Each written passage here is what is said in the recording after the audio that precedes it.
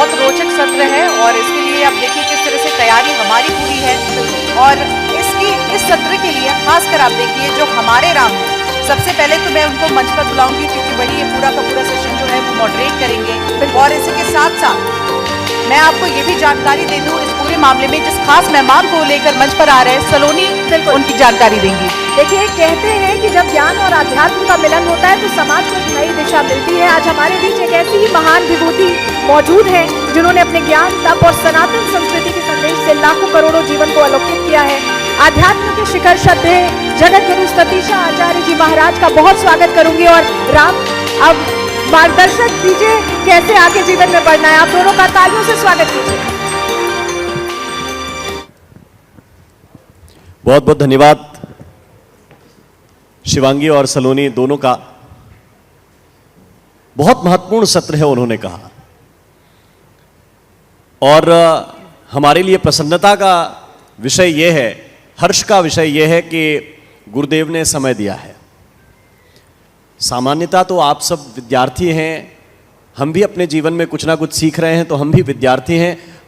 हमारे जीवन में सबसे ज्यादा महत्व अगर किसी चीज का है तो वो गुरु का है, हमारे शिक्षक का है।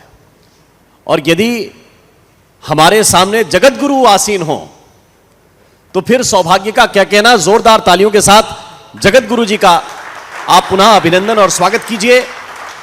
और गुरुदेव, आपकी आज्ञा से मैं प्रश्न करना चाहता हूं। देखिए, पत्रकार दो तरह से गुरुदेव प्रश्न करते हैं। हमें जब सिखाया जाता है तो हमारे जो सीनियर हैं, वरिष्ठ हैं, जो पूर्व में पत्रकार बड़े लोग रहे हैं, वो ये सिखाते हैं कि ऐसा सवाल पूछो कि कोई उलझ जाए, और अगर ऐसा सवाल तुमने नहीं पूछा तो किस बात के पत्रकार हो। लेकिन मैं आपसे जब संवाद करता हूं तो केवल एक जिज्ञासु की भूमिका में सवाल करता हूं। किसी प्रश्न को इस भाव में कतई मत लीजिएगा कि मैं उस भाव में आपको उलझाना चाहता हूं जिसमें अमूमन पत्रकार बात करते हैं। तो एक जिज्ञासु उनसे सवाल कर रहा है। हमने तो पढ़ा कि कृष्णम वंदे जगत गुरुम, हम कृष्ण की भी वंदना करते हैं, और इसको अगर दो भावों में देखें तो जगत गुरु की भी वंदना करते हैं। मैं प्रश्न आपसे गुरुदेव यही करना चाहता हूं, शीर्षक मंथन है, तो मुझे केवल यह मार्गदर्शन दीजिए कि जीवन में यह मंथन क्यों आवश्यक है। जय सीताराम। सबसे पहले तो आपका बहुत धन्यवाद, आभार और शुभाशीर्वाद। एक तो आपका नाम ही राम है। हमारे यहाँ कहते हैं रामानंद स्वयं रामो प्रादुर्भूतो महीतले, तो हम सब उनके ही उपासक हैं, उनके ही आसन पर हैं। तो मुझे लगता है कि ये अच्छा दर्शन है कि राम के साथ संवाद हो रहा है। और दूसरा, आपका जो राष्ट्र सर्वोपरि है, मैंने अपने पूरे जीवन में पहली बार ये शब्द सुना, जो नेशनलिस्ट नहीं है वो जर्नलिस्ट नहीं है। ये केवल आर भारत में, रिपब्लिक में कहा जाता है। तो मुझे लगता है कि ये राष्ट्र के निर्माण के लिए, भारत के विकास के लिए, और जो युवा यहाँ बैठे हैं, ये जो नए कोपल बैठे हैं, ये जो नई कलियां बैठी हैं, ये भारत का भविष्य बैठा है सामने। तो मुझे लगता है कि इन सबके लिए ये बहुत महत्वपूर्ण हो जाता है कि हम आगे विकसित भारत देखेंगे कैसे। विकसित भारत का जो सपना है वो हम सब ने संजोया है, पर इन सब के बगैर संभव नहीं है। और ये तब संभव होगा जब इनके जीवन में मंथन प्रवेश कर जाए। क्योंकि मंथन, मनन और चिंतन, ये जो शब्द हैं तीन, ये किसी भी मानस को, किसी भी विचार को और किसी भी दिशा को प्रशस्त करने का सबसे बढ़िया साधन है। जी, अब देखिए, मैं थोड़ा सा इसके और गहराई में उतरना चाहता हूं। जब समुद्र मंथन हुआ तो तब पता रहा होगा कि कोई ऐसी चीज है जिसके अंदर कुछ छुपा हुआ है, मंथन करेंगे तो निकलेगा। और फिर प्रयोजन यह हुआ कि मंदार पर्वत लेकर आए, नागराज को रस्सी की तरह प्रयोग किया। मैं सिर्फ आपसे गुरुदेव आज के परिप्रेक्ष्य में यह पूछना चाहता हूं कि आज मंथन कैसा हो, क्योंकि युवा तो चिंता में उलझा हुआ है कि शाम को जोमेटो से मंगाना है कि स्विगी से मंगाना है, सुबह का भोजन क्या करना है, चिंता भविष्य को लेकर है, नौकरी को लेकर है। जो चिंता में डूबा हुआ युवा है, ये मंथन तक पहुंचेगा कैसे? देखिए, ये आपका जो प्रश्न है वो प्रश्न ही अपने आप में बहुत बहुत बहुमूल्य है। इसके लिए करोड़ों और खरबों रुपए दिए जा सकते हैं, और वो रुपए मैं राम नाम से देता हूं। तो मैं पहले तो आपको वो आशीर्वाद दे रहा हूं इस प्रश्न के लिए। देखिए, मैं प्रारंभ में मैंने कहा कि युवाओं के बगैर इस देश का, इस धरती का और हम में से किसी का भी उत्थान संभव नहीं है। ये कैसे पहुंचेंगे? ये पहुंचेंगे भगवान राम की लीला से। हमें निज धर्म पर चलना सिखाती रोज रामायण। रामायण का वो चरित्र जहां एक भाई दूसरे भाई को सर्वस्व देने के लिए प्रयत्नशील है। रामायण का वो दर्शन जहां पिता की आज्ञा को सर्वोपरि मानकर पुत्र उस आज्ञा को मानकर जब निकलता है, तो इधर से राजा दशरथ का पुत्र सरयू पार करता है और उधर से संस्कारों से युक्त और समूचे विश्व को जीतता हुआ मर्यादा पुरुषोत्तम राघवेंद्र सरकार श्री रामचंद्र भगवान वापस आते हैं। तो मुझे लगता है कहां तक कैसे पहुंचेंगे? ये पहुंचेंगे भगवान राम की चरित्रावली रामायण की कृपा से, उस पुरानी परंपरा से जो संतों से और संस्कार से, सनातन से मिलता है। तो राम, ये बहुत महत्वपूर्ण है कि ये सब अपनी सूझबूझ के साथ, इस उम्र में जोश बहुत है, इस उम्र में जितना जोश है उतना अगर बुजुर्गों के साथ बैठकर होश सम्मिलित कर दिया जाए तो मुझे लगता है ये खूब आराम से पहुंच जाएंगे, और ये पहुंचेंगे मंथन से। ये बहुत महत्वपूर्ण बात है। और जैसे ही आपने भैया भरत की याद की, मुझे याद आया कि भरत सरिस को राम सनेही, जग जप राम राम जप जेही। दुनिया में अगर भ्रातृत्व कहीं देखना हो, अगर प्रेम देखना हो भाई से, तो राम भरत से कितना स्नेह करते हैं ये मत देखिए, ये देखिए कि भरत राम से कितना स्नेह करते हैं। और इसीलिए ये चौपाई बाबा ने शायद लिखी होगी कि जग जप राम राम जप जेही। पूरे विश्व के लोग राम को भजते हैं और राम जिसे भजते हैं उनका नाम भैया भरत है। तो ये महत्वपूर्ण बात है। जब आप इस तरह के चिंतन में जाएंगे जैसा गुरुदेव कह रहे हैं, तो एक अलग दिशा में आप सोचेंगे। लेकिन मैं थोड़ा सा और आगे बढ़ता हूं। देखिए, सरकारों की भूमिका होती है कि वो नीतियां बनाएं, नीतियों को लागू करें और उन नियम कानूनों को हम मानें। लेकिन सबसे महत्वपूर्ण है कि जन जागरण हो। संतों की भूमिका इसमें किस तरह से देखते हैं? आपका योगदान इसमें गुरुदेव किस तरह से है? संत समाज का योगदान किस तरह से है? भारत विकसित बने, इसके लिए क्या प्रयास किए जाने चाहिए आप लोगों की ओर से? देखिए, भारत विकसित हो इसके लिए मैं और मेरा संस्थान निरंतर प्रयास कर रहा है। सारे संत अपने अपने स्तर पर प्रयास कर रहे हैं। हमने पिछले वर्ष भी भारत उत्कर्ष महायज्ञ किया। ये यज्ञ आहुतिक तो थी ही थी, इस यज्ञ में सबसे आवश्यक था युवाओं का जागरण, युवाओं को उस विधा से जोड़ना जिससे उनके जीवन में अपने स्वयं के जीवन को और अपने लक्ष्य को साधने का बल आए और वो जागृति आए, वो विचार आए, वो चिंतन आए, जिससे उनका स्वयं का उत्थान हो सके। देखिए, 2 हाथ पैर का व्यक्ति, बड़े ध्यान समझिएगा, हर व्यक्ति के पास में 2 हाथ और 2 पैर हैं। 4 हाथ पैर का व्यक्ति इस दुनिया में दिखता नहीं। एक सामान्य और एक असामान्य, एक गरीब, एक अमीर, एक सफल और एक असफल, कैसे? केवल और केवल विचारों की वजह से, केवल और केवल अपने मंथन के कारण, अपने मनन के कारण, अपने चिंतन के कारण। धन वृद्धा, बल वृद्धा, आयुर्वृद्धास्तथैव च, ते सर्वे ज्ञान वृद्धश्च किम कराश्च किम कराहा। वेद कहता है कि धन में, बल में, आयु में बड़ा होना नहीं होता।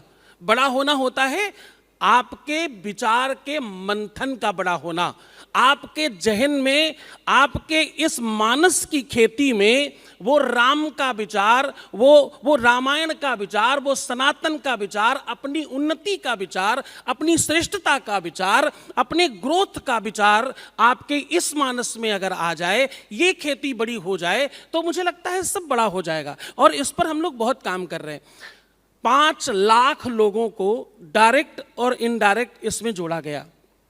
जब से विकसित भारत 2047 का संकल्प माननीय प्रधानमंत्री जी ने लिया, हमने निरंतर अपने 12 यूनिवर्सिटियों में, और 400 स्कूल्स हैं हमारे सीबीएसई बोर्ड के, और 12 यूनिवर्सिटियां हैं, हमने सब जगह जितने भी वहाँ छात्र हैं, अध्यापक हैं, व्यवस्थापक हैं, वो सब मिलकर नित्य रोज ये प्रयास कर रहे हैं कि किसी प्रकार से हर युवा, हर नया बच्चा, हर नया कोपल अपने विचारों में उन्नति कर सके, अपने खुद की ग्रोथ के लिए। क्योंकि आपकी उन्नति होगी तो आपके परिवार की उन्नति होगी, आपके परिवार की उन्नति होगी तो आपके क्षेत्र की उन्नति होगी, क्षेत्र की होगी तब आपके डिस्ट्रिक्ट की होगी तो प्रदेश की होगी तब आपके देश की उन्नति होगी। तो विकसित भारत 2047 तब संभव होगा जब आपके विचारों में, आपके मानस में, आपके मनन, चिंतन और मंथन में वो विषय प्रवेश कर जाए कि हाँ, हम कौन हैं। आपसे कोई नाम पूछे, अगर कोई इंग्लिश में आपको कहता है हु आर यू, तो आप अपना नाम बताना चाहते हैं, केवल उतना ही परिचय आपका नहीं है। आपको यह चिंतन करना होगा, हु एम आई, मैं कौन हूं, मेरा जन्म क्यों हुआ, मैं यहां आया क्यों, इस परिवार में मेरा जन्म हुआ क्यों, और मुझे क्या करना है। हम रोज अपने जीवन में क्या गलत कर रहे हैं, क्या हमें करना चाहिए, हमें कहां पहुंचना चाहिए, ये विचार करना, ये मनन करना, ये चिंतन करना ही उन्नति है। उन्नति और ग्रोथ दूसरे को देखना नहीं है केवल, हम किसी से सीखें इसमें बुराई नहीं है, पर दूसरे को देखते ही रहें, स्वयं में चिंतन और मंथन और मनन नहीं करें तो उन्नति नहीं होती। इस देश की उन्नति में एक कदम इस दिशा में चलना ही होगा कि हम बदलेंगे, हम सुधरेंगे, हम उन्नत करेंगे, हम चिंतन करेंगे, हम मनन करेंगे, हम मंथन करेंगे, तब हमारा देश उन्नति करेगा, तब विकसित भारत 2047 होगा। गुरुजी, एक सवाल है, आपने कहा कि दूसरों को न देखें, हम स्वयं को देखें। लेकिन आज बीमारी है, लत है, जो भी है, लेकिन है, थोड़ी बहुत मुझे भी है और सबको होगी। हम केवल दूसरों को ही देखते हैं, और अब तो इतनी तेजी से देखते हैं कि हो सकता है कि 20 सेकंड भी ना देखें। 20 सेकंड, 10 सेकंड, 5 सेकंड, 4 सेकंड, ऐसे टैप चल रहा है। पूरी दुनिया रील में उलझी हुई है। जिसको जानते हैं उसको, जैसे मैं आपका कोई वक्तव्य सुनना चाहता हूं, मैंने अगर इंटरनेट का सहयोग लिया, सर्च कर लिया कि जगत गुरु सतीशाचार्य जी महाराज का प्रवचन सुनाइए, उसने मुझे सुनाया तो मैं आपको देखना चाहता हूं। लेकिन जिसको मैं जानता नहीं, जिसको मैं सुनना नहीं चाहता, उसी में उलझा हुआ हूं। तो ये कैसी बीमारी है, और क्या इस रील के चक्कर में ये पूरी दुनिया रियल से थोड़ी सी हटती जा रही है? राम जी, ये बहुत बढ़िया प्रश्न है। Reel versus real. Real life में इतना ज़्यादा हम सच में लिप्त हैं कि रियल लाइफ से बहुत दूर हैं। Personal mobile number, personal space, personal wardrobe, personal व्यवस्था, पर्सनल कक्ष, और ये सब पर्सनल होते होते इतना पर्सनल हो जाता है कि हम कब डिप्रेशन, सप्रेशन और एंजाइटी की तरफ चले जाते हैं, हमें पता नहीं चलता। और फिर हम कहते हैं कि पता नहीं क्या, मन नहीं लग रहा है, हम बेचैन हैं। परिवार टूट रहे हैं इस कारण से, हम अपने संकल्प से दूर हो रहे हैं। हम चिंतन करेंगे कैसे? चिंतन करने के लिए, मनन करने के लिए, चाहे भजन करने के लिए और चाहे मंथन करने के लिए आपका एकाकी होना बहुत आवश्यक है। आपका आपके साथ होना बहुत जरूरी है। आप होते कहाँ हैं? आप यहां होकर के भी यहां नहीं होते। आप तो 99.9% समय रील पर होते हैं। रील वर्सेस रियल, रील जीत रही है, रियल हार रहा है। अब इसमें क्या है कि हम जो देख रहे हैं उसका हमारे जीवन में प्रभाव पड़ता है। ध्यान से समझना, जब आप कोई रोने की चीज देखें, आप न चाहते हुए भी उस भाव में, उस विचार में प्रवेश कर जाते हैं।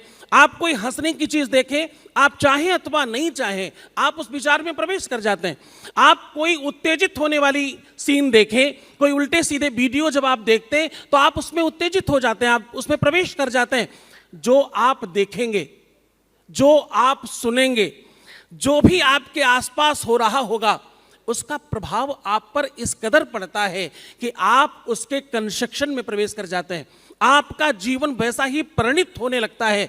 इसलिए यद भावम तद भवति वाले सूत्र को अपने जीवन में प्रवेश करें और ये समझें कि ठीक है, एंटरटेनमेंट आवश्यक है, पर उससे भी ज्यादा जरूरी है आपका स्वयं की उन्नति के लिए चिंतन। उससे ज्यादा आवश्यक है अपनों के साथ बैठना, उससे ज्यादा आवश्यक है अपनों के साथ समय बिताना, और इन सबसे भी ज्यादा जरूरी है अपने खुद के साथ समय बिताना, आत्मचिंतन करना।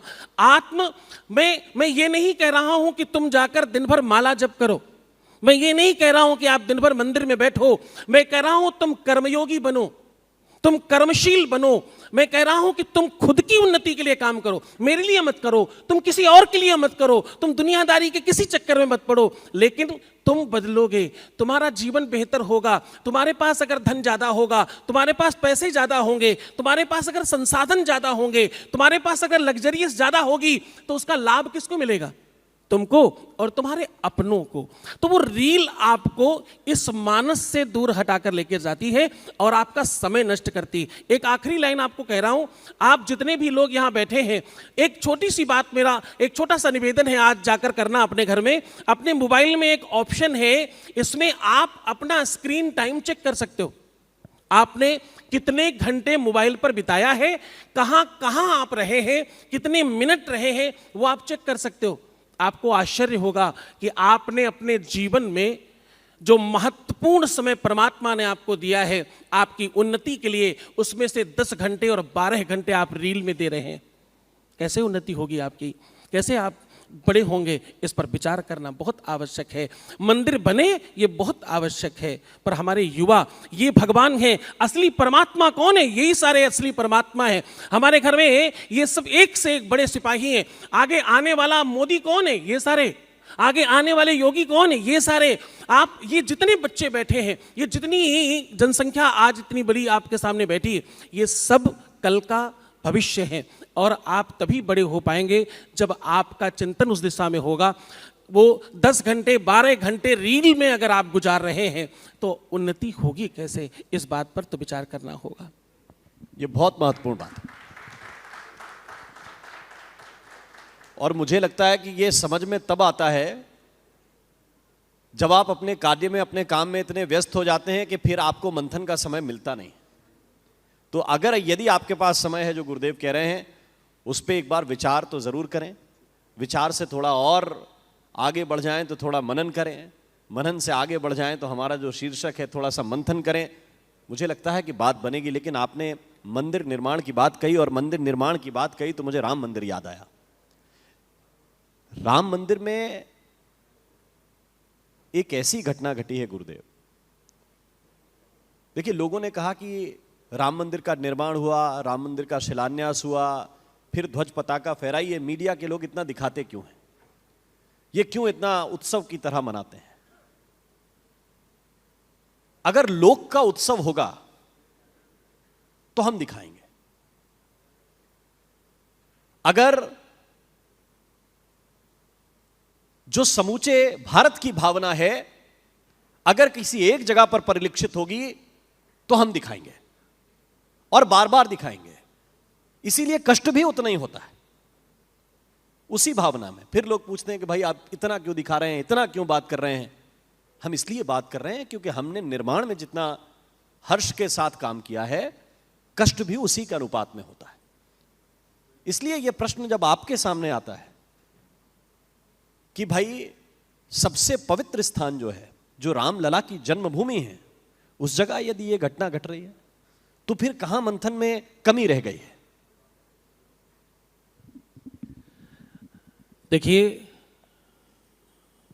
भगवान राम ये बहुत हृदय को दुखी और तकलीफ देने वाली बात है जो आप कह रहे हैं। 500 वर्षों की तपस्या और 500 वर्षों का ये बलिदान है। ये केवल राम मंदिर नहीं है।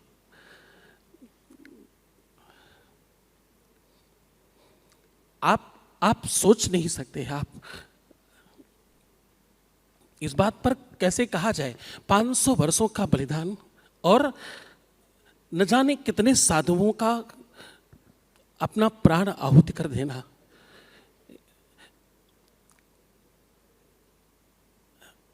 राम मंदिर हमने ईंटों से नहीं बनाया। राम मंदिर हमने धन और पैसों से नहीं बनाया। राम मंदिर हम रामानंदियों ने, हम राम भक्तों ने और उस देश की करोड़ों राम भक्तों ने अपनी श्रद्धा और विश्वास से बनाया है। तो मुझे लगता है कि ये बहुत आहत करने वाला, बहुत द्रवित करने वाला, बहुत दुखी करने वाला विषय है। ये विषय जब आता है तो शब्दों को चयन कर पाना बहुत मुश्किल है। लेकिन मैं इन सब बातों के साथ एक और बात कहता हूँ।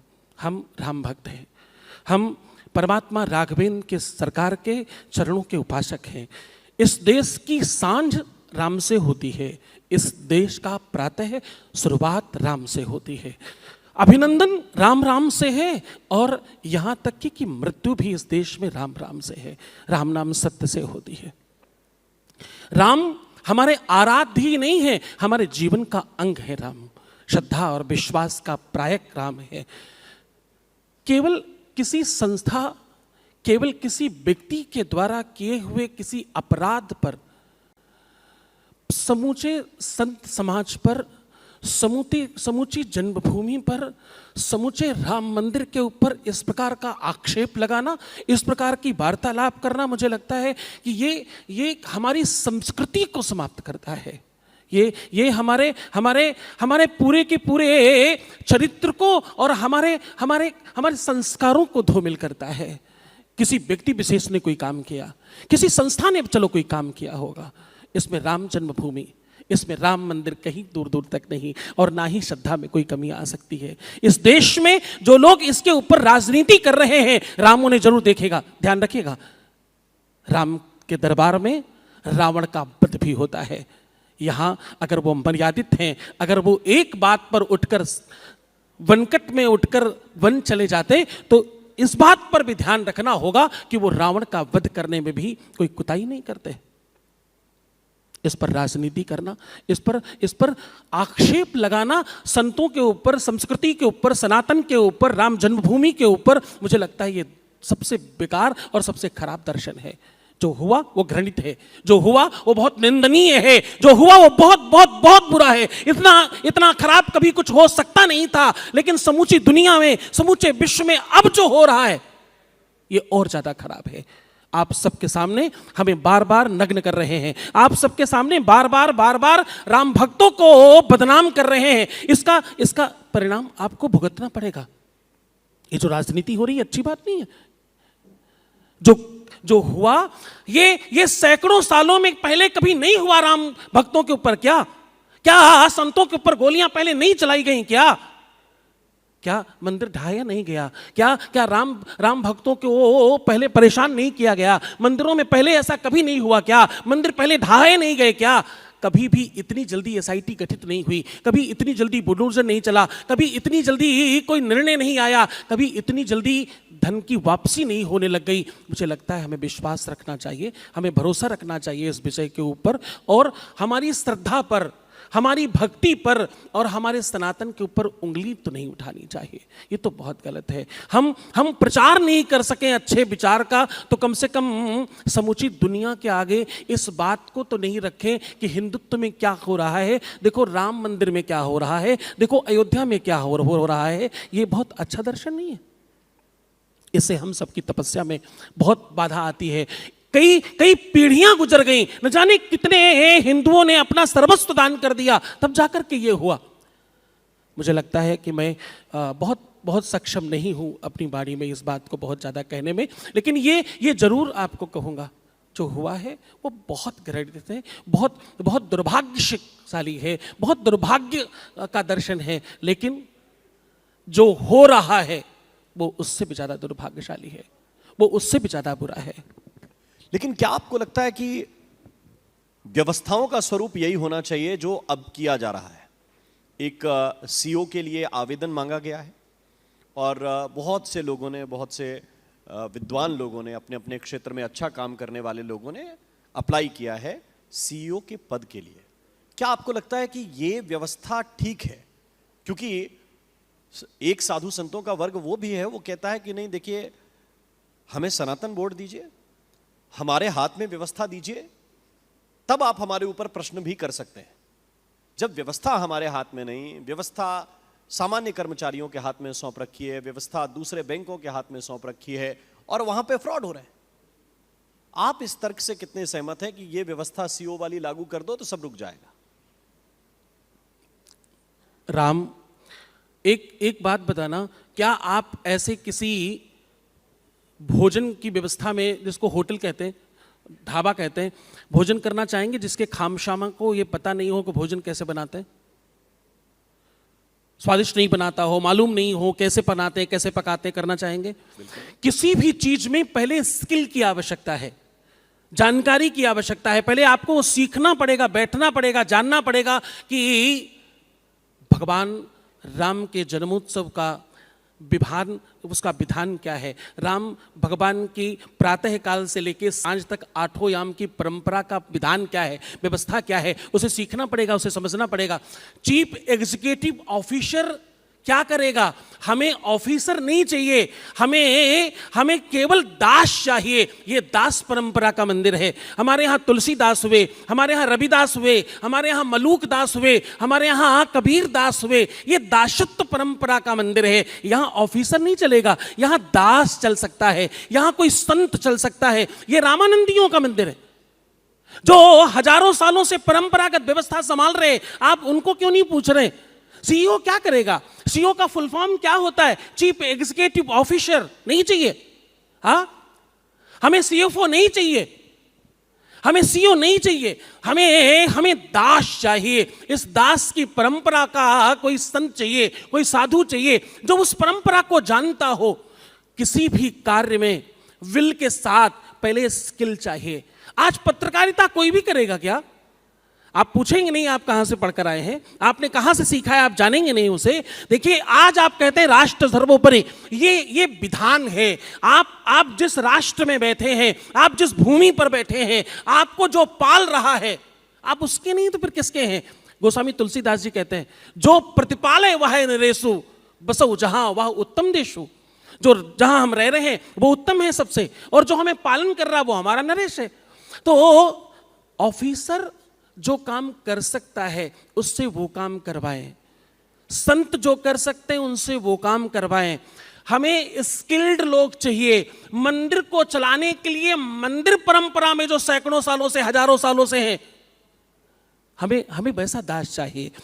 हमें उस परंपरा, उस व्यवस्था का व्यक्ति चाहिए। तभी मंदिर और उसकी गरिमा और उसकी महिमा का प्रचार प्रसार हो पाएगा। वो परंपरागत जब चलेगा तभी इसका लाभ समूचे सनातन को, समूचे हिंदुत्व को हो पाएगा। आज हजारों हजार साल से एक मंदिर चल रहे हैं, आपने कभी कहीं सुना है ऐसा? जो हजारों सालों से, सदियों से चले आ रहे हैं, उन मंदिरों में ऐसी अपरंपरा कभी नहीं देखने को मिली। क्यों? क्योंकि वो पूरा का पूरा एक रूट प्लान है, एक पूरा का पूरा सिस्टम है, एक नियम है, पद्धति जिसके आधार पर सब हो रहा है। तो वहां गलती की कोई संभावना नहीं है। गलती तब होती है जब आप एक्सपेरिमेंट नए करने जा रहे हैं। जिस दिशा में आवश्यक है वहां करें। ये नए बच्चों को रोजगार देने में और एक्सपेरिमेंट की आवश्यकता है। इनके कौशल को, इनके जौहर को और बढ़ाने की आवश्यकता है। इनके कौशल को पहचानने की आवश्यकता है। इनके जौहर को और पटल भूमि और वो व्यवस्था देने की आवश्यकता है। इसमें रिसर्च करें, इसमें सीईओ किसी को भेजें, इसमें और डिपार्टमेंट बनाएं। संतों के पास तो वही एक काम है और उसमें वो पारंगत हैं हजारों साल से, सदियों से। उस परंपरा में तो संतों को होना चाहिए। ये बहुत गहराई वाली बात थी, इसलिए गुरुदेव मैंने बीच में आपको इंटरप्ट करने की जो है हिमाकत नहीं की। मैं सिर्फ एक बात ये समझना चाहता हूं कि संभवतः ऐसा कह दिया गया है, जो शब्दों में तो नहीं कहा जाता लेकिन परिलक्षित हो जाता है, कि जो पुजारी हैं वो रामलला को या किसी भी विग्रह को नहलाएं, धुलाएं, पूजा करें, सेवा करें, माला चढ़ाएं, भोग चढ़ाएं, और गर्भगृह के आगे आपकी व्यवस्था समाप्त है। उसके आगे अधिकारी देखेंगे, उसके आगे व्यवस्थाएं देखने के लिए एक बहुत बड़ा समूह है, उसको लगाया गया है। देखिए, धन है तो मन भी आकृष्ट होगा, जहां धन है वहीं चोरी है, बिना धन के तो चोरी हो नहीं सकती, तो धन है तो चोर भी आएंगे। लेकिन मैं ये समझना चाहता हूं कि उन व्यवस्थाओं की जिम्मेदारी जिनके ऊपर थी, जो एक बहुत बड़ा आंदोलन लेकर आए थे, उन्होंने कहा गया है कि मन भारी था तो इस्तीफा किया है।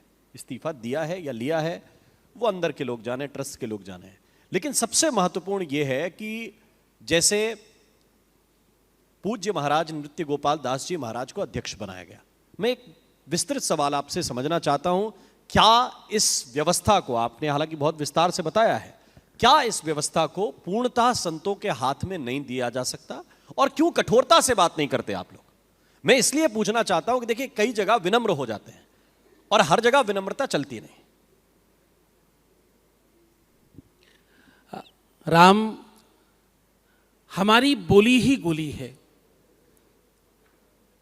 यहां लोग हकीमों को दवाएं बताने लगते हैं, यहां लोग हकीमों को दवाएं बताने लगते हैं, नए रईस के घर मत जाना, हर सामान की कीमत बताने लगते हैं। क्या कहा जाए और कैसे कहा जाए? जो व्यक्ति, हमारे यहां कहते हैं, जो व्यक्ति बात से नहीं मरता वो कभी भी लात से नहीं मरता।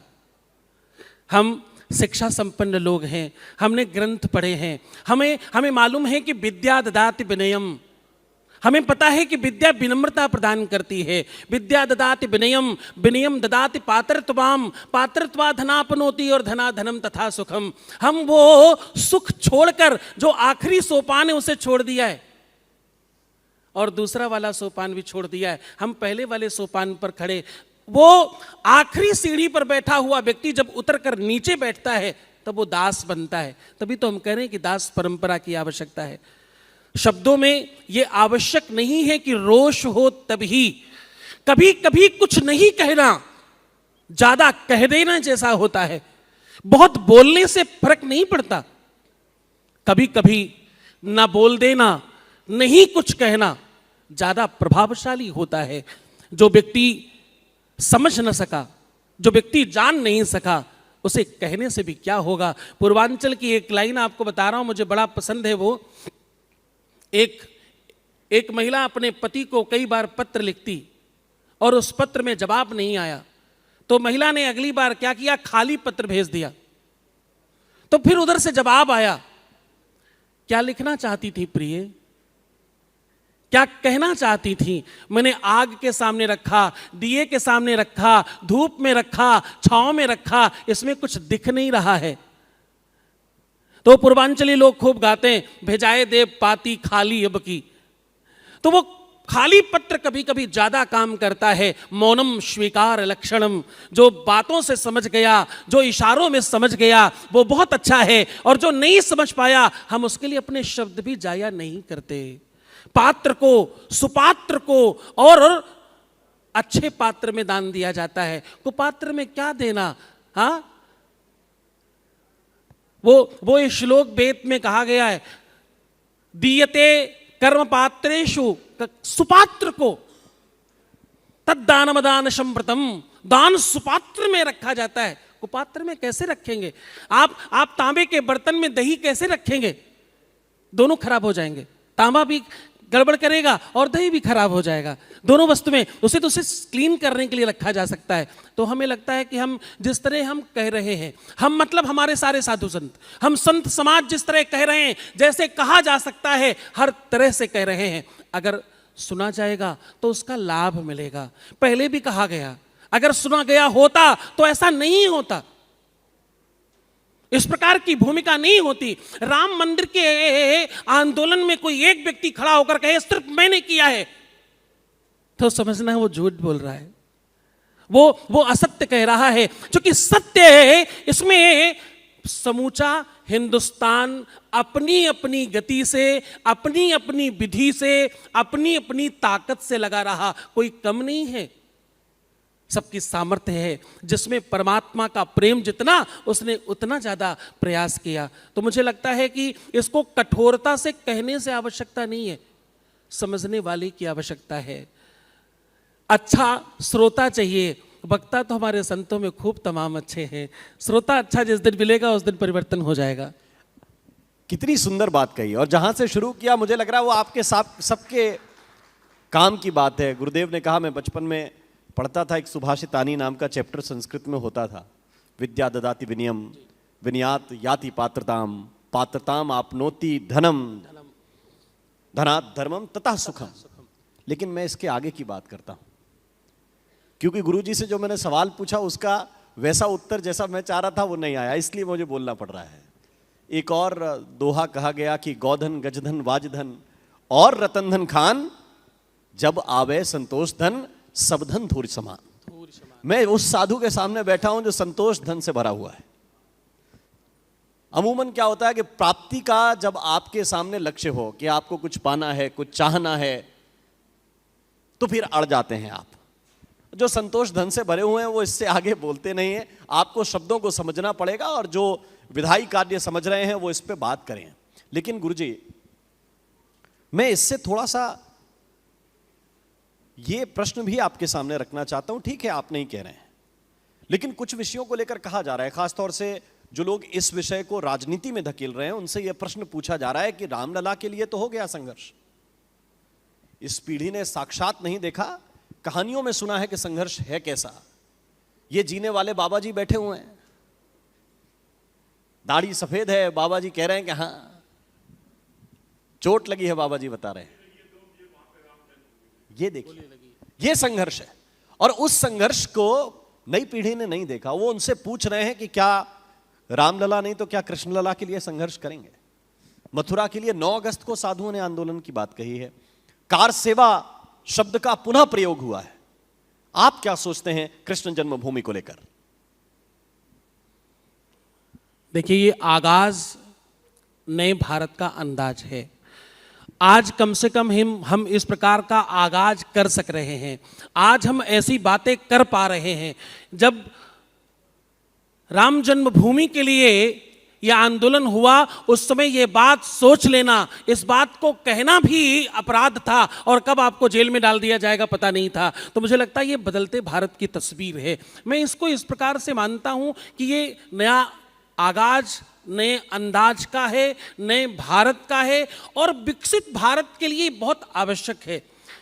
मैं इसको नए बच्चों के आधार पर बता रहा हूं आपको। लोग हमसे अक्सर कहते हैं कि मंदिर की क्या आवश्यकता है, इसकी जगह पर हॉस्पिटल बन सकता है, इसकी जगह पर विद्यालय बन सकते हैं। हमने 12 यूनिवर्सिटियां बनाई। कितनी? 12 यूनिवर्सिटी बनाई हमने, 400 सीबीएसई बोर्ड के स्कूल बनाए हमने। हम कहां पीछे हैं? ये तो मैं अकेला छोटा सा साधु कह रहा हूं, हमारे करोड़ों करोड़ों जो साधु कर रहे हैं वो सब मिला लोगे तो कई देश उसी में समा जाएंगे। अब महत्वपूर्ण बात आपको बता रहा हूं, मंदिर बनाना विद्यालय बनाने से, हॉस्पिटल बनाने से ज्यादा आवश्यक है। क्यों? क्योंकि ये देश धर्म से चलता है, इस देश की परंपरा धर्म से चलती है, और जीवन धर्म से ही चलता है। शिक्षा से आप केवल और केवल साक्षर हो सकते हैं, जो हो रहा है विद्यालय बनाने के लिए और बहुत सारी व्यवस्थाएं हैं, लेकिन मंदिर से आप सुसंस्कारी हो सकते हैं, आप संस्कारों से युक्त हो सकते हैं, और आपका अपना चरित्र निर्माण हो सकता है।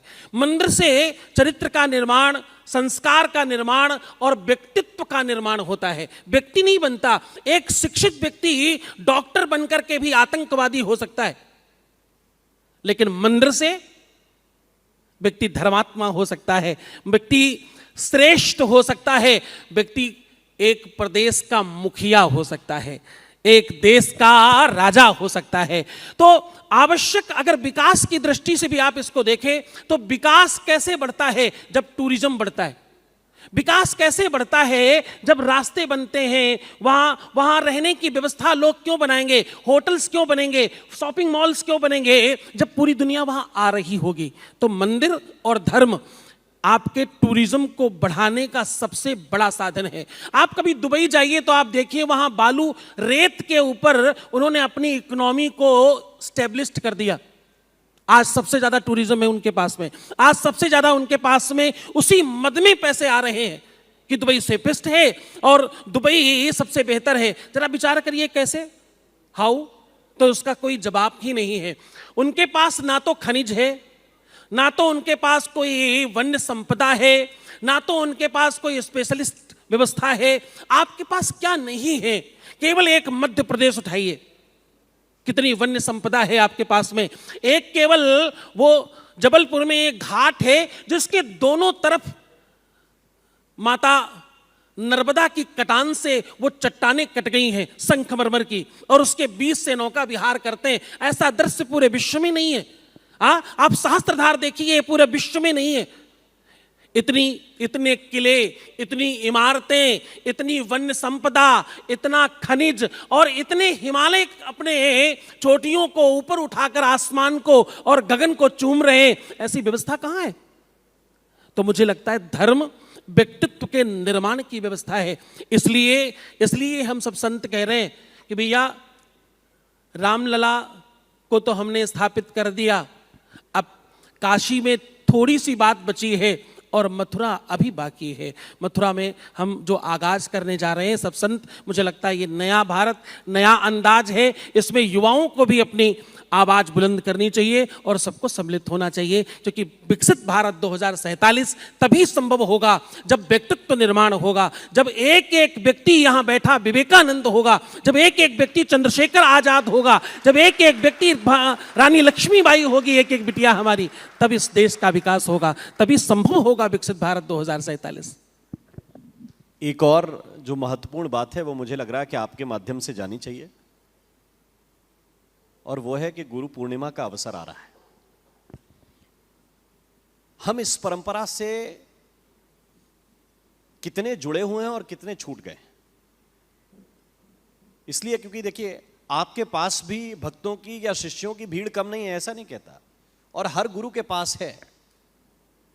लेकिन फिर भी मुझे लगता है कि बहुत बड़ा एक समाज ऐसा है जो इस परंपरा से दूर हटता जा रहा है। उसको कैसे वापस उसी पद्धति में लेकर आएंगे? देखिए, आप कुछ भी अगर अर्न करना चाहते हैं तो आपको लर्न करना होगा, आपको पढ़ना होगा, आपको सीखना होगा, एजुकेट करना बहुत आवश्यक है। सबसे ज्यादा कमी कहां हो गई? एजुकेट नहीं कर रहे हैं। पहले सत्संग बहुत होते थे, पहले कथाएं बहुत होती थी, पहले संतों की सभाएं बहुत होती थी, और हर घर में एक कथाकार होता था। उस कथाकार का नाम था बाबा, दादी। अब दादा, दादी, बुआ, ताई ये कथाएं सुनाया करती और उससे आपका निर्माण होता, आपकी स्किल डेवलपमेंट हो जाता, आपको लर्निंग हो जाता। देखो, एजुकेट करना इसलिए आवश्यक है कि केवल किताबी नॉलेज से काम नहीं चलेगा, केवल वो मैकाले वाले संसाधन से काम नहीं चलेगा। आपको ये बिल्कुल 100% समझना होगा कि आपके जीवन में कब, कहां, कितना, क्यों और किस लिए करना है। How to do, when to do, where to do, want to do, ये सब आपको सीखना और समझना होगा। आपको ये एजुकेशन लेनी ही होगी कि आपने जो पढ़ा है उसका प्रयोग कहां करना है और किस प्रकार करना है, क्यों करना है। गुरु पूर्णिमा इसलिए आवश्यक है क्योंकि गुरु पूर्णिमा समूची प्रकृति के निर्माण का पहला दिवस है। यहां से सृष्टि का निर्माण प्रारंभ होता है, यहां से पूरी की पूरी धरती हरित होती है, पूरी की पूरी धरती पुष्पित और पल्लवित होती है। यहां के बाद बरसात शुरू हो जाती, यहां के बाद प्रकृति अपना नया रंग रोगन शुरू कर देती, यहां के बाद ऐसा लगता है मानो किसी ने पेंटिंग शुरू कर दी, ऐसा लगता है कि मानो किसी ने निर्माण शुरू कर दिया है। गुरु पूर्णिमा आपके जीवन में गुरु का प्रवेश है। गुरु कौन है? गुरु कोई लाल पीला पहना हुआ बाबा जी गुरु नहीं होता केवल। गुरु कोई पंडित पुजारी महात्मा संत अमलात्मा सिद्धात्मा योगी यति साधक ही नहीं है। गुरु जो तुम्हारे जीवन को परिवर्तित कर दे। 2 अक्षरों के समूह का नाम गुरु है। तुम्हारे बगल में बैठा हुआ कोई तुम्हारा सहचरी कार्य करने वाला, तुम्हारा कोई कुलीग बोलते हो, कोई कुलीग हो सकता है तुम्हारा गुरु हो जाए। कोई अच्छी बात कह जाए जो तुम्हें जगा जाए, जो तुम्हारे नींद से तुमको जगा जाए, उसका नाम गुरु है। मैं अक्सर कहता हूं लोग आंखें खोलकर सो रहे हैं। क्या? लोग आंखें खोलकर सो रहे हैं, जग नहीं रहे। लोगों को यह मालूम ही नहीं है कि वो जो कर रहे हैं वो क्यों कर रहे हैं।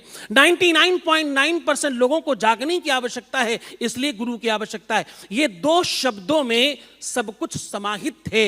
एक कोई रिक्शा चालक हो सकता तुम्हारा गुरु हो जाए, कोई जगा जाए, कोई ऐसी बात तुमको बोल जाए। एक गुलाब को, यह बात बहुत आवश्यक है, 2 शब्दों में समाप्त कर रहा हूं। एक गुलाब को किसी ने कहा कि भाई तुम बड़े कीमती हो सकते हो, तुम बहुत बहुत महंगे हो सकते हो, तुम्हारी कीमत बड़ी हो सकती है और तुम्हारे बड़े रंग हो सकते हैं। गुलाब ने कहा मुझ में तो केवल लाल ही रंग है। उसने कहा नहीं, तुम्हारी पत्तियां हरी हैं। गुलाब ने कहा नहीं नहीं नहीं, पत्ती हरी हैं पर मैं लाल ही हूं। उसने कहा तुम्हारे कांटे काले हैं। गुलाब ने कहा नहीं, मैं तो लाल ही हूं। तो उसने क्या किया? कहने वाले ने गुलाब को कट किया, कुछ जोड़ा। कुछ दिन के बाद गुलाब से एक पीला गुलाब निकला। फिर गुलाब को समझाया, गुलाब फिर नहीं माना। फिर गुलाब को काटा, फिर कुछ जोड़ा, गुलाब नीला निकला और ऐसे तमाम रंग के गुलाब निकले। और आश्चर्य तब हुआ जब पहले वाले गुलाब से दूसरा वाला गुलाब ज्यादा महंगा बिकने लगा। आश्चर्य तब हुआ जब पहले वाले गुलाब से दूसरा वाला गुलाब पूरी दुनिया घूमने लगा, पूरा विश्व घूमने लगा और हर घर घर में पहुंचने लगा। उसकी व्यापकता बहुत ज्यादा बढ़ गई। तब आश्चर्य हुआ। अब उस गुलाब का जीवन परिवर्तित करने वाला गुरु कौन था?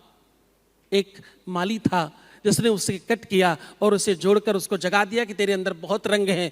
तुम में कोई सामर्थ्य की कमी नहीं है, तुम में क्षमता की कमी नहीं है, तुम्हारे अंदर किसी बल की कमी नहीं है। तुम्हें आंख नाक कान मुंह हाथ पैर पेट पीठ परमात्मा ने सब दिया है।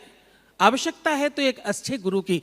तो मुझे लगता है ये जो गुरु शिष्य परंपरा है ये भारत की अस्मिता का नाम है, भारत के अस्तित्व का नाम है। आज मंथन इस बात पर करिए, आज चिंतन इस बात पर करिए, आज मनन इस बात पर करिए कि आपका उत्थान कैसे होगा और आपका गुरु कौन होगा। अगली बार ये जो अभी गुरु पूर्णिमा आ रही 29 तारीख को, इसमें आपका गुरु कौन होगा, आपको कौन जगाएगा, आपको कौन कीमती बनाएगा। अगली बार मर्सिडीज पोर्शे और बड़ी बड़ी गाड़ियों से आप कैसे आ पाएंगे। इस पर चिंतन करिए, इस पर मनन करिए और इस पर विचार कीजिए। क्योंकि गुरु ब्रह्मा है, गुरु विष्णु है, गुरु महेश्वर है और इतना ही नहीं, वो सृष्टि का निर्माण करने वाला परब्रह्म है। इसलिए तो कहते हैं गुरु ब्रह्मा गुरु विष्णु गुरुर्देवो महेश्वराः गुरु साक्षात परब्रह्म तस्मै श्री गुरवे नमः। इसलिए उसे नमन करें, इसलिए उसे प्रणाम करें। अच्छा, इसका एक छोटा सा प्रतिप्रश्न है और थोड़ा बहुत मुझे उसके बारे में ज्ञात है। मुझे लगता है कि बहुत सारे लोगों को नहीं होगा। ये जो मंत्र आप लोग फूंकते हैं कान में, जिसको कहते हैं गुरु मंत्र दिया गया, हम हमेशा सामान्य बातचीत में भी कहते हैं कि किसका गुरु मंत्र लेकर आए हो। इसकी परंपरा, विधान और असर क्या है, ये तीनों बातें यदि आप बता सकें और ऐसा नजदीक जाके क्यों बताते हैं। देखिए, गुरु मंत्र एक साधन है साधना का। उस साध्य से साधक को मिलाने का, साध्य से साधक साधना से मिलता है और उस साधना पद्धति का मार्ग और उसकी चाबी का नाम है गुरु मंत्र। और तिजोरी की चाबी हमेशा छुपा कर रखी जाती है, तिजोरी की चाबी हमेशा बचा कर रखी जाती है और सबसे छुपा कर रखी जाती है। गोस्वामी तुलसीदास जी कहते हैं, वैसे ये बड़ा विस्तृत प्रश्न है, मैं कम शब्दों में आपको बता रहा हूं। गोस्वामी तुलसीदास जी कहते हैं, योग जुगत जप मंत्र प्रभावु फल ही तब ही जब करो दुरावु। जब आप छुपाकर करते हैं, जब आप किसी भी युक्ति का, किसी भी ऐसे कार्य का निर्माण, कोई ऐसा कार्य जिस कार्य से आपकी उन्नति होगी, जिससे आपका विकास होगा, जिससे आपकी उन्नति होगी और जिससे आपका परमार्थ मार्ग प्रशस्त होगा, ऐसे कार्य को, वो सिर्फ आपके लिए है। वो आपकी निजता की, परंपरा की, व्यवस्था का वो ऐसा सोपान है जहां सिर्फ आपको चलना है। इसलिए वो छुपाकर, वो चुपचाप शांति से आपके अंदर फूंका जाता है। क्योंकि ये शरीर की व्यवस्था नहीं है, ये आत्मा की व्यवस्था है, ये अंतःकरण का मार्ग है। आपके वो पंच महाभूत में, वो पंच महाप्राण में, वो पंच महाशक्तियों में, और वो पंच आपके जो अंदर के देव हैं, उनकी जागृति की व्यवस्था है। ये साधना है। और साधना किसी चीज को पकड़े रहने को कहते हैं। चुपचाप पकड़े बैठे रहिए। कब तक? जब तक संपन्नता नहीं हो जाए। निरंतरता तब तक जब तक आप सफल नहीं हो जाएं। तो गुरु मंत्र को कम शब्दों में मैं आपको कहूं तो वो ताकत है। गुरु मंत्र वो आपका मानस है। गुरु मंत्र वो आपका विचार है। और अगेन मैं आपको कहूं, गुरु मंत्र वो मंथन है, गुरु मंत्र वो चिंतन है, गुरु मंत्र वो मनन है, जिससे केवल आपका ही नहीं, आपके पूरे वंश का, कुटुंब का, आपके 7 पीढ़ियों का और आपके 7 जन्मों का प्रशस्तीकरण का साधन है। अच्छा, मैं वापस विषय पर लौट कर आता हूं। मुझे लगता है कि हम बहुत दूर निकल जाते हैं, और जब आप किसी प्रवाह में होते हैं तो मुझे लगता है कि उसके आगे कोई बांध बनाना अनावश्यक है, क्योंकि वो प्रवाह रुकना नहीं चाहिए। मैं वापस मंथन की कथा पर लौटना चाहता हूं आपके माध्यम से। सबसे महत्वपूर्ण आपने कहा कि आत्म मंथन करना जरूरी है। हम आगे बढ़ेंगे तो समाज बढ़ेगा, समाज बढ़ेगा तो देश बढ़ेगा। अब मेरा सवाल यह है कि जब हम मंथन की पूरी घटना को, जो विष्णु पुराण में वर्णित है, उसमें हम ढूंढने जाते हैं तो पता चलता है कि जब मंथन करने बैठे तो सबसे पहले निकला कालकूट। वो झेलने की क्षमता किसमें है, और वो शिवत्व बगल में कहां से ढूंढे? क्योंकि शुरुआत में तो यही लगता है कि जो हम ढूंढने गए हैं उसमें पहले तो जहर ही जहर है, अमृत तो अंतिम निकलेगा। तो वो शिवत्व कहां से ढूंढे जो हमारे अंदर के गलत विचारों को, गलत विचार रूपी विष को सहन कर सके? राम वेद कहते हैं कि समुद्र मंथनम कृत्वा हरेह लक्ष्मी हरेह विषम भाग्यम फलत सर्वत्र न च विद्या न च पौरुषम। ये 2 लेग पर समूचा जीवन चल रहा है। आपने बहुत गहरा प्रश्न किया, और इस प्रश्न को मैं आप सबके अनुसार और अनुकूल बात करके बता रहा हूं। समुद्र मंथन क्या है? समुद्र मंथन आपके अपने निजी जीवन की व्यवस्था है। आपका स्वयं का जीवन है समुद्र मंथन। आप कोई भी कार्य करने जाओगे, आप दुनिया का कोई भी काम करोगे, सबसे पहले क्या आएगा? अवरोध आएगा, विष आएगा, लोगों की इधर उधर की बातें आपको सुननी पड़ेंगी। तो मुझे लगता है समुद्र मंथन की ये पूरी की पूरी गाथा आपके अपने जीवन के प्रशस्तीकरण का मार्ग है। आप कर्म करेंगे, कर्म रूपी वृक्ष में आप निरंतर उसकी सेवा करते रहें तो भाग्य रूपी फल लगेगा, और वो फल विष से लेकर के लक्ष्मी तक आपको लेकर के जाएगा। और वो पहला वाला श्लोक जो ये कहता है कि भैया धनात् धनम तथा सुखम, तो आप सुख की यात्रा तक पहुंच पाएंगे।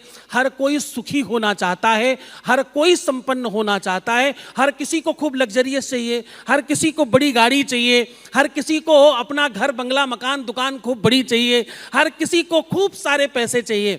लेकिन उसके लिए उस समुद्र मंथन का विषपान करने की क्षमता और वो स्किल अगर आप सीख पाए, बस इसी का नाम गुरु है, इसी का नाम तो मंथन है, और इसी का नाम आपके जीवन में वो मनन चिंतन की व्यवस्था का सोपान है। आपको क्यों आवश्यक है? भारतीयता में पूरी दुनिया को भारत का गुरु क्यों माना गया? भारतीयता में यही तो गौरव है, भारतीयता का यही तो बल है। यहां हर शास्त्र, हर पुराण प्रश्नोत्तरी पर आधारित है। आपके जीवन में प्रश्न आएंगे, आपके जीवन में अनेकों बार आपका मन उदार होगा, अधीर होगा। अब कैसे करें, अब क्या करें, अब कैसे इससे निकले? तो उसका जवाब आपके आसपास होगा। कैसे? मंथन से।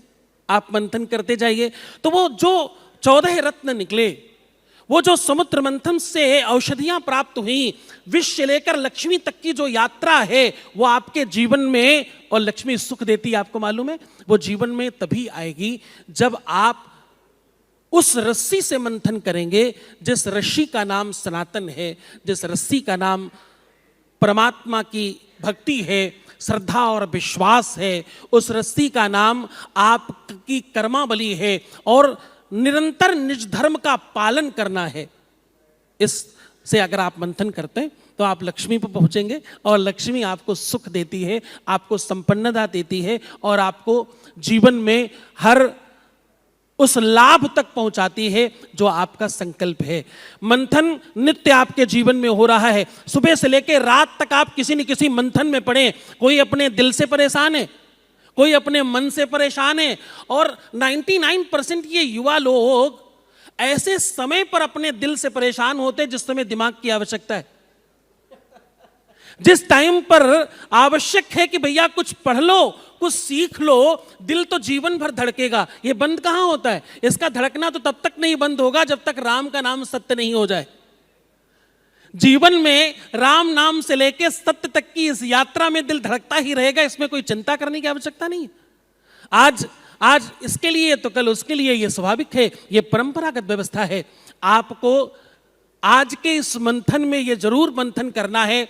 आज दिल धड़कने के साथ साथ अगर आपका दिमाग का चिंतन जागृत हो जाए तो उन्नति संभव है। दिल धड़कना भी आवश्यक है। देखो राम, मैं इस बात पर बड़ी विमुक्तता से कहता हूं, इसको रोका नहीं जा सकता, इसे समझाया नहीं जा सकता, इसे स्टॉप नहीं लगाया जा सकता। कोई सुंदर है तो सुंदर लगेगा, इसमें कौन सी आपत्ति है? कोई बढ़िया लग रहा है, कोई सुंदर लग रहा है, किसी पर मना गया, इसमें कौन सी आपत्ति है? इसमें कैसे आप अपने आप को रोकेंगे? इसे रोका नहीं जा सकता, इसमें मंथन किया जा सकता है। What to do? अब क्या करें? दिल धड़कना शुरू तो हो गया, अब क्या करें? बस इसी में मंथन की आवश्यकता है। इसमें चाहे आप समुद्र मंथन करें, चाहे जीवन मंथन करें, और ये विचार करना कि तुम्हारे माँ बाप ने तुम्हें यहाँ भेजा है, खूब गाड़ी कमाई लगा करके भेजा है, सारे पैसे तुम पर खर्च कर दिए, कॉलेज में तुम आए हो, तुम्हारे ऊपर सारे घर के पैसे लग गए, अब तुम्हें मंथन करना है कि तुम्हें उनके सुख के लिए काम करना है अथवा अपने दिल धड़कने पर काम करना है। तो दिल को धड़कने दो, उसको धड़कते धड़कते उस तरफ जाओ जिस तरफ तुम्हारी उन्नति है। अगर तुम सफल हो गए तो जिसके लिए तुम्हारा दिल धड़क रहा है उसकी तरफ भी धड़कन शुरू हो जाएगी। सफलता ही तुम्हें हर तरफ सुख प्रदान करती है और सफलता आपके निज धर्म से आती है। सफलता निज धर्म से आती है। मैं महाराज जी आपसे पहला सवाल करना चाहता था, हालांकि अब काफी विलंब हुआ है इस सवाल में, लेकिन मेरा पहला सवाल जब आपने रील पे बात कर रहे थे तो मुझे याद आया, मैं इसको रोक नहीं सकता हूं, अब पूछना ही पड़ेगा। आपने चूंकि कर्म के सिद्धांत की बात कही कि कर्म बहुत महत्वपूर्ण है, गीता में भगवान श्री कृष्ण भी कर्म के योग के विषय में विस्तार से बताते हैं, लेकिन मैं एक और सवाल इसलिए पूछना चाहता हूं कि कर्म और किस्मत, क्योंकि जब आप रील स्क्रॉल करते हैं ना आजकल, तो हर चौथी रील में एक ज्योतिषाचार्य आता है, हर पांचवी रील में एक बाबा जी आते हैं। वो नए भी हो सकते हैं, युवा भी हो सकते हैं, आजकल युवा लोग ज्यादा है। वो हमेशा यही बताते हैं कि आपकी किस्मत ऐसे चमकेगी, आपकी किस्मत ऐसे चमकेगी। फिर ये युवा पूछते हैं तो हम कर्म क्यों करें, जब सारी व्यवस्था कुंडली में ही है हमारी, होना है कि नहीं होना है, नहीं होना है तो क्यों नहीं होना है, सब बता रहे हैं आजकल। तो ये किस्मत की इतनी प्रधानता आजकल कर दी गई है कि कर्म पीछे छूटता जा रहा है। तो कर्म करें कि किस्मत के भरोसे बैठें? ये जब से दुनिया बनी है तब से इस प्रश्न पर लोग निरंतर चिंतन कर रहे हैं और निरंतर चर्चा कर रहे हैं। वेद चक्षु किलेदम स्मृतम ज्योतिषम श्रेष्ठता चांग मध्योत तेनोच्यते संयतो पीतरैः कर्णनाशाद भी चक्षुषांगे नहीनो न किंचित करा। वेदों का नेत्र है ज्योतिष। ज्योतिष तो बड़ा बहुत बहुत विस्तृत सब्जेक्ट है, बहुत बड़ा विषय है, शास्त्र है हमारा, लेकिन विषय और विशेषज्ञ इसमें भेद है। विषय होना, विशेषज्ञ होना जरूरी नहीं होता, विशेषज्ञ को विषय का भान हो यह आवश्यक नहीं होता। ज्योतिष एक सकारात्मकता है। आप जब अधीर होते हैं, जब आप बहुत परेशान होते हैं, जब आप दुखी होते हैं, जब चारों तरफ आपको लोग कह रहे होते हैं यार तुम्हारी गलती, मैंने तुम्हें पहले समझाया तो तुम माने नहीं, वरना ऐसा नहीं होता। पर चलो ठीक है, जो भी हुआ। उस समय एक ज्योतिषी अच्छा अगर सकारात्मक हो तो वो ये कहता है तुम चिंता मत करो, ये राहु की वजह से हुआ, सारा काम राहु ने किया, तुमने कुछ नहीं किया, ये राहु खराब है, राहु ठीक हो जाएगा, उसके बाद सब अच्छा हो जाएगा। लेकिन एक बड़ा इस समय मंथन है कि आज के समय में अच्छे ज्योतिषाचार्य नहीं है। हम तो चलो साधु हैं इसलिए ऐसे कपड़े पहने, आजकल तो बहुत सारे वो ज्योतिषाचार्य बेटियां हमारी, मतलब क्या ही हो गया है उनको, मुझे भगवान जाने, ईश्वर बचाए, क्या कर रहे हैं मुझे समझ ही नहीं आता। ज्योतिष बहुत गहरा सब्जेक्ट है, ज्योतिष बहुत गहन रिसर्च का विषय है, पर ज्योतिषाचार्य आज 99.9% ज्योतिषाचार्य सब भट्टाचार्य हैं। अब भट्टाचार्य तुम लोग गूगल कर लेना, इससे ज्यादा नहीं कह सकता मैं। तो विषय बहुत बड़ा है, विशेषज्ञ बहुत खराब है। ज्योतिष की वो जो रील देख करके आप ये कर लेंगे तो ही ऐसा होगा, ऐसा नहीं है। ग्रहों से बहुत बड़ा है अनुग्रह। हां, परमात्मा की कृपा तुम पर होगी, ईश्वर के अधीनस्थ अगर तुम रहोगे। हारिए न हिम्मत विशारिए न राम, एक ही गुरु मंत्र बहुत है आपके लिए। हारिए न हिम्मत, जो करना वो करना ही है। तुम जवान हो, जहां पर तुम अपना पैर जमाओगे वो अंगद का पैर है ऐसा समझकर जमाना, और जमीन पर ऐसा पैर पटकना कि पाताल से गंगा बाहर आ जाए। तो हारिए न हिम्मत और विशारिए न राम, परमात्मा को आप विस्मृत मत करें, आप भूले नहीं, इससे बड़ा कोई गुरुमंत्र नहीं है। और कर्म पहले है या भाग्य, तो भाग्य कुछ होता नहीं है, भाग्य जैसी कोई चीज नहीं होती, किस्मत जैसी कोई चीज होती ही नहीं है साहब। प्रारब्ध, किस्मत, लक, ये आपके कर्म रूपी वृक्ष का फल है। आप कर्म करते हैं, आप जैसा कर्मयोगी बने, मैंने प्रारंभ में कहा था, आप अगर कर्म करते हैं, आप निरंतर 2+2 4 ही होता है भाई, इसमें सीधा कैलकुलेशन है। आप कर्म करें तो आपको फल मिलेगा ही। गीता में भगवान कृष्ण ने कहा कर्मण्येवाधिकारस्ते मां फले सुखदाचन, अगर तुम कर्म करते हो। अब इसका भी अर्थ लोगों ने गलत समझा, वो कहते हैं कि कर्म करो फल की चिंता मत करो। इसका अर्थ ये नहीं है कर्म करो फल की चिंता मत करो। इसका अर्थ है अगर तुम कर्म करोगे तो फल की चिंता करनी ही नहीं पड़ेगी। अवश्यमेव भोक्तव्यम, आप संस्कृत के जानकार हैं, अवश्यमेव, अवश्य ही, प्रेशर देके बोला जा रहा है, ऐसा ही होगा। अवश्यमेव भोक्तव्यम कृतकर्म शुभाशुभम, शुभ अथवा अशुभ फल का लाभ आपको मिलेगा ही मिलेगा। गोस्वामी तुलसीदास जी भी कहते हैं, बोले काया से जे पातक होई, क्या बोले काया से जे पातक होई, फिर बिन भोगे छूटे नहीं कोई, छूटे नहीं कोई छूट ही नहीं सकता। तो तुम कर्म अच्छे करो। जब तुम बुरे कर्म करते हो तो तुम ये मत सोचना अगली बार कौन देख रहा है। मैं कहता हूं ये भी भूल जाओ कि परमात्मा देख रहा है, भगवान देख रहा है, इससे आगे बढ़ो। तुम नए जमाने के लोग हो, नई चीजें समझते हो, तो कौन देख रहा है पर जवाब दे रहा हूं। जब तुम अकेले में जो जो कुछ करते हो मैं बताऊंगा नहीं, तुम सब युवा हो, मेरे से ज्यादा जानते हो। मैं जिस पीढ़ी का हूं उस समय ये सब नहीं होता था, अब होता है, वो भी मुझे पता है। तो तुम जो जो कुछ करते हो अकेले में चुपचाप शांति में, अगर तुम्हारी नजर में वो गलत है तो उस समय कौन देख रहा है उसका जवाब दे रहा हूं। उस समय तुम्हारी आंखें तुमको देखती हैं, उस समय तुम्हारा स्वभाव तुमको देखता है, उस समय तुम्हारा व्यक्तित्व, तुम्हारी निजता, तुम्हारी स्वयमेवता और तुम्हारा आचरण तुमको देख रहा है। और वो तुम्हें क्या बनाएगा, वो तुम्हें वैसा ही बनाएगा जो तुम देखोगे, जो तुम महसूस करोगे, जिस प्रकार का तुम विचार करोगे वैसा ही होगा। कुछ भी बनने के पहले विचार आता है। इसीलिए पुराने लोग कहा करते थे विनाश काले, सप्तम विभक्ति, भविष्य काल की बात हो रही है, फ्यूचर टेंस, विनाश काले विपरीत बुद्धि। कल कुछ खराब होने वाला होगा तो बुद्धि आज खराब होगी, कल नहीं आज, पहले।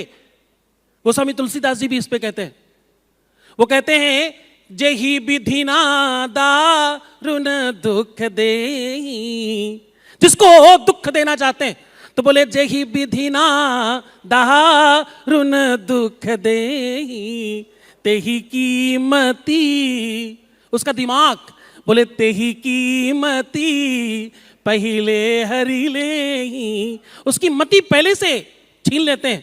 तो मति अगेन आपकी उस विषय पर है, ये आपका मानस, आपका चिंतन, मति में मंथन और मति में मनन बहुत आवश्यक है। इसके बगैर कुछ नहीं होगा।